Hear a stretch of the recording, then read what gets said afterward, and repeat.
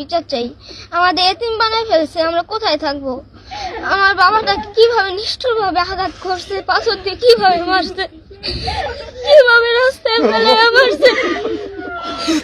এ বলছে না, আমার অনেক কষ্ট, অনেক আমার ছেলে মেয়ের জন্য পরিশ্রমের অনেক, আমি এই ব্যবসা তোমাকে দেব না।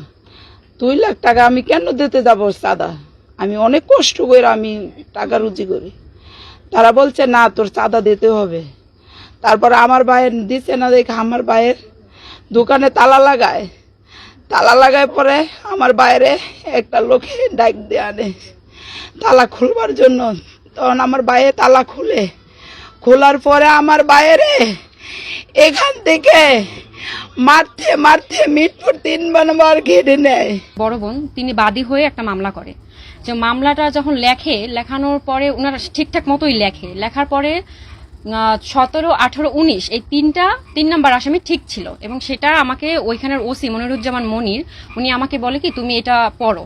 তো আমাকে বলতেছে, একটা কলম দিছে হাতে, বলছে যে তুমি যখন যেখানে মানে গ্যাপ যেটা লাগবে, মানে এখানে তোমার একটা মনে হচ্ছে তথ্য লাগবে, তুমি নিজে থেকে এখানে লিখবে, তারপর আমরা সেটা সংশোধন করব। তো আমি ওটা কি করছি, আমি একটু এখানে চালাকি করছি যে আমি ওই কপিটারে আমার এই ফোনে ক্যাপচার করছি। তো করার পরে আমি এটা পড়ছি, পড়ার পরে তো এখানে বলছি, আমি এবার তাকে প্রশ্ন করছি যে ওই যখন আমার মামাকে মারা হয়েছে তখন তো অস্ত্র ছিল প্রত্যেকের হাতে, এবং অস্ত্র দিয়েও আমার মামাকে আঘাত করা হয়েছে, সেটা কেন লিখলেন না আপনারা, এখানে কেন উল্লেখ করলেন না? তো বলছে যে ঠিক আছে, আমরা আবার এটাকে আবার এটা করবো, মানে সংশোধন করার কথা বলার পর আমি বলছি আচ্ছা ঠিক আছে তাহলে করেন। তো এটা কি করছে, ওনারা আগে ওটা সংশোধন করে রাখছিল, মানে ওনাদের নিজেদের মতো।